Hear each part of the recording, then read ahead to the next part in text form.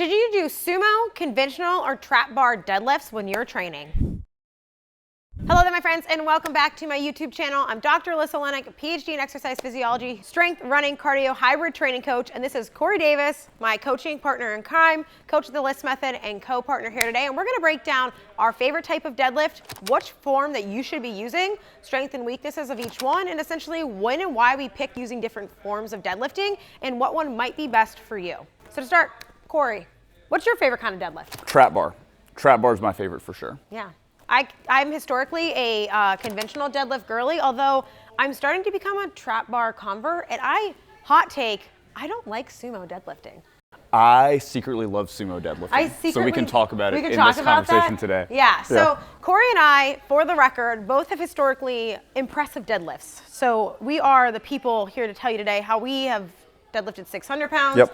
I once deadlifted 400 pounds and lived to tell the tale, and the ways that we did that. And so I pulled 400, my strongest deadlift ever, with a conventional pull. I actually conventional deadlift my whole powerlifting experience. Never loved sumo, and I believe you're a conventional deadlifter turned sumo deadlifter for your lifetime PR, right? Correct. Yeah, and now a trap bar convert. Which even in that might imply that I'm not really a trap bar convert, because I've done more on a trap bar, but I don't count it as my PR because it wasn't on a straight bar. Yeah. Which we can decide if that's a relevant fact or not. Yeah, so when it comes to the deadlift, typically you will see most people argue between conventional and sumo, mostly coming from the powerlifting community, where people typically do either a conventional deadlift or a sumo deadlift as part of their competition. You are not using a trap bar deadlift when it comes to actual powerlifting competitions. Now, as Corey alluded, there's a lot of opinions on deadlifting, and most people don't count their deadlift PRs as their trap bar PRs because it's not a real deadlift. Or there's people who think that sumo or conventional, one is better than the other, or simply sumo is cheating versus conventional, and that is the true gold standard of deadlifting. So I think we'll start this video by saying that we both kind of have the opinion of pick the tool for the thing that you're trying to accomplish. There's no one that's better than the other, but if you are trying to compete in something like powerlifting, it might make sense to find the mode or variation that you're strongest in. For me, that was conventional. For Corey, that was sumo. Or if you're a regular person, like we coach in the Lyss method or Corey coaches at his gym, kind of picking the tool that you enjoy and works for you. What would you say most people in your gym that are just regular people are doing? So most people do a trap bar deadlift, and the reason is the trap bar deadlift is typically easier to coach. Yeah. And so it's, okay, cool, I'm not a full-time fitness professional, which is kind of what you and I are. Yeah. I have the time to dedicate to learning the nuances of how to conventionally deadlift really well and sumo deadlift really well, but most of my clients aren't me. They want to be strong and they want to get in and out with their workouts. Yeah. And so for that goal, the trap bar deadlift has a ton of advantages. A lot of the difficulty of a conventional or sumo deadlift is about like finding a way to get your center of gravity really close to the center of gravity of the bar, and all of my technique tips are like how to overcome that. With the trap bar, you literally step inside of it and your center of gravity and the center of gravity of the bar are lined up perfectly. Yeah.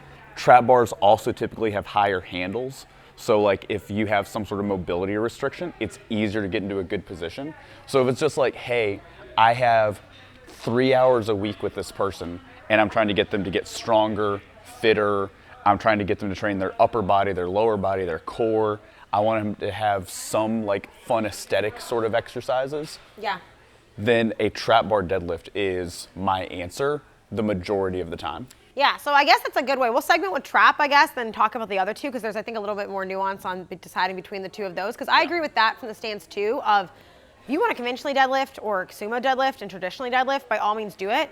But I think for a lot of people who are especially runners or women, especially middle-aged women, where loading your spine and your hips or needing to do some sort of hinging movement pattern and loading that heavy, the trap bar is, again, a really easy thing where it's like, if you don't care about having a super impressive conventional deadlift PR, but I need you to either load your hips or your spine, or I need you to simply just be picking weight up off the floor and you don't care about your strength performance across the board, it's just an easy, accessible way to do that.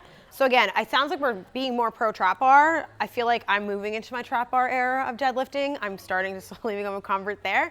But that's, you know, that's the things that we're thinking about with might apply to you guys. Now, if you're not a regular person or someone who doesn't care about a deadlifting PR or is trying to get in and out of the gym, I think we've established that those types of people opt for the trap bar. It's probably going to be the thing that's the easiest for you to do, and or you're not cheating, you're not lesser than, it's not a real deadlift. It doesn't, if you don't care about having a real deadlift PR, then trap bar is totally fine, or you can choose it for a season that you're in. I know personally right now I'm moving to a trap bar deadlift through finishing my 100-miler training cycle. Now I'm doing some high rush specific stuff. I'm just not in a phase of my life anymore where I care about moving the most weight on a deadlift. I just care about having a hinge and using that as a tool in my training, and I'll probably go back to it eventually. It's totally fine to cycle through these or change them as you go. And so when it comes to then conventional and sumo, do you want to break down for everyone kind of what the key differences are between the two? Yeah, absolutely. So as we get into a conventional versus sumo deadlift, the most basic differentiator is that on a conventional deadlift, your feet are inside of your hands, and on a sumo deadlift, your hands are inside of your feet. That is the defining difference in the two. And then if you want to get really technical, which I do, the difference on a sumo deadlift is you can get really wide and you can really stretch. And this is where, and for the record, I don't agree with these people, but this is where people will start saying, oh, sumo deadlifting is cheating, because you get so wide that that range of motion gets a lot shorter. So you're only lifting from here to here. And so people get upset about, well, you barely lifted that. It didn't go anywhere. That shouldn't count. Now, I don't agree with that take. I think those people are wrong. And I think if they got flexible enough and put in the effort to get strong enough to do this well, they would feel differently. I'm actually uncomfortable right now just standing in this level of split. And so actually the technique I use is something that the greatest powerlifter of all time, Ed Cohen, pioneered, which is a semi-sumo deadlift. And this is actually when I'm teaching people to do a straight bar deadlift, and I don't think that the conventional deadlift is right for their goals. This is actually where I end up a lot of times. And what I like about this version is, one, it doesn't have the huge mobility demand that the super wide sumo deadlift did. And it's kind of just an athletic position. Yeah. So I like this because I know you have a lacrosse background. This position is not that different than the position you would get into playing sports. Yeah. As you're getting there, as you're waiting, that's kind of the position I'm not you get like into. this Exactly, that's not a natural position. So I like this, and it's also good because once you get tight and start driving your legs out, it is a lateral push. So I'm driving this leg that direction, this leg that direction, and I'm driving myself up. And so it's actually a lot of the same muscles and muscle memory that I would want if you're in that position getting ready defensively to then shoot laterally one direction or the other. And so I'm a big fan of it for athletes where it's hey, that position and then shooting off this way is the same muscle we are working on as we do that. So I like that positioning a lot. And then obviously the conventional is the first one. It's the normal deadlift. Conventional kind of means normal. Standard. So the biggest difference there is when you're doing that conventional deadlift, you're going to be using a lot more of, and again, there's a lot of overlapping musculature here. It's not that one is that much different than the other. But when you're thinking about the conventional, you're almost doing a lot more of a traditional hinge, kind of just strictly standing up. It's a lot more hamstring, glute, erectors. A lot of people will feel that in there and lower back. Where the wider your stance gets out, the more of your quads and then adductors, which are more or less quads and or hamstrings here, are starting to get engaged in that lift. So you're able to use your legs to drive that force. So you're thinking of that force driving in to stand up versus that force kind of pulling you back to stand up, right? Would you add anything to that? You get a more upright torso with both the trap bar deadlift and the sumo deadlift in any version. Yeah, so that's a good point too. So that more upright torso puts less stress on your low back. Yeah. And you can get into a whole thing about how hey, stress on your back isn't bad. But if someone has a history of issues with it, Or if I have a client who's nervous about loading their back and they're like have a lot of like fear about that, Yeah. it's a really easy way to get them to load it some without as much of a load as a conventional deadlift would have, Yeah. which is a really nice option for And some people. that's the great thing too with this, guys. We could go on a disclaimer rant, like Corey said, all day about how deadlifts aren't inherently dangerous. Yes. Using your back and lifting with your back are engaging your back aren't necessarily the same thing. It's not inherently bad. You're not causing damage, but I know we see that all the time. And regular people are afraid of getting hurt. They want to lift to be functional. They don't care. And if that's you, and you either want to move to sumo, or even something I love too for regular people that don't have access to a trap bar, but you kind of want that best of both worlds, is to take your deadlift and rise it. Put it on risers, and instead of your height being mid-shin, make it a little bit below your knees, and that I think takes some of that, kind of similar how the trap bar has higher handles. It takes some of that load off for people and allows them to pull without that being a concern, or they can overload it from there too. That's one of my favorite things, because all of this, the reason that people think that a trap bar deadlift isn't a real deadlift is because, well, that's what people do in powerlifting competitions. But for some reason, that is then gone over into like, oh, you're not really working out unless you're using a straight bar instead of a trap bar. Yeah. It's not a real deadlift. And so even like the height of the lift, that plate height, which determines that like you and I, who have a 11-inch difference in height and whatever limb length difference, the standard is that you and I are supposed to lift from the same height. Yeah. But there's absolutely nothing wrong with me saying, hey, it is not comfortable. I lack the mobility, I lack whatever to get into a good position on this bar, and for me to raise it up to lift it to where I'm comfortable. Yeah. And it's this like weird thing where, because in a powerlifting meet we wouldn't do that like, oh, I'm not really like doing the lift until I do it from the floor. But like, I think that's just a really limited way to look at something, that like that height was chosen because that's, I think, the like historical reason for plates being that height, which is why you deadlift from that height, is that's approximately the height it needs to be to not like drop it on your head. Like that's the like historical reason that plates are that height, is so that if you were to fall and drop it, you would not crush yourself. It would be safe over your head. I have a really big head, but I'm really short, so I wonder how that would pan out for me.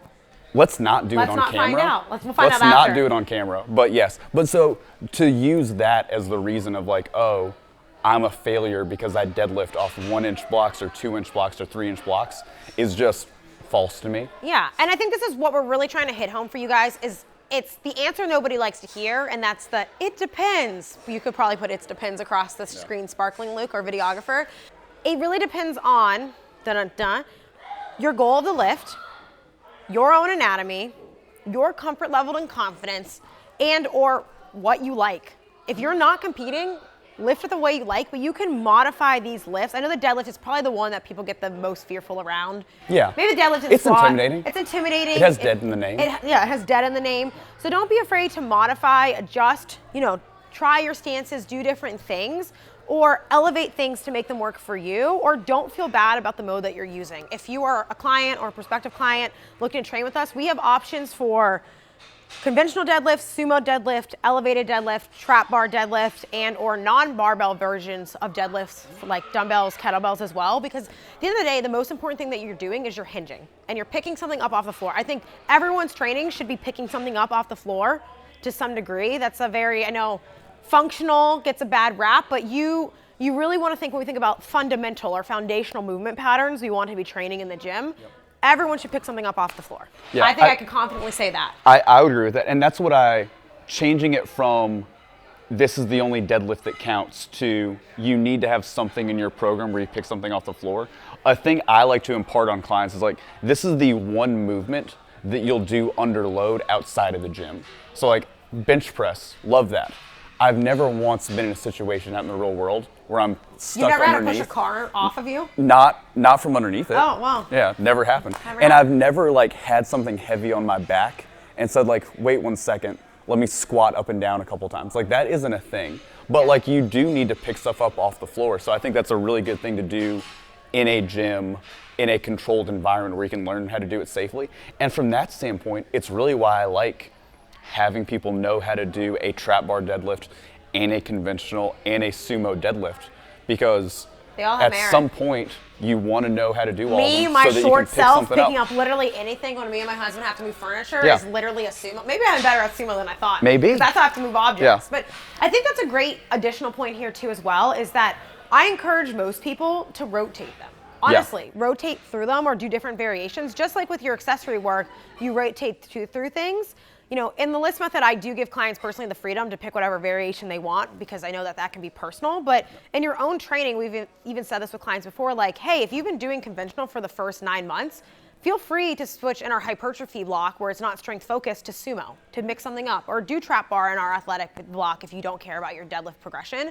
If that's not the specific goal, you can cross train things in a way. And if anything, I actually think that ends up making your lifts stronger by training different variations of things, or it will just help you over time realize, you know, no, this is the style that I prefer and likes for me. So if you're new to deadlifting or new to lifting, you don't have to be like, well, I guess I'll be a conventional person. Like you can oscillate between these as your training age increases or your goals change. And I don't know if I'll be conventionally deadlifting till I'm 90, but I'll still be picking it up off the floor, right? It's still gonna look different, but feel free to change it with blocks or training goals or what you're doing, or if it's not the most important thing in your training phase, you know, saying, hey, I'm gonna do this other variation, get that stronger right now, then going back to the thing that you fundamentally love. So hopefully you guys found this helpful. I know that the deadlift can be really controversial and people feel like, hey, is there one right way to do it? And I wanna really reassure for you guys, there isn't one right way to do it. You really have to think, who am I and what are the goals that I have and what are the goals I have for this lift?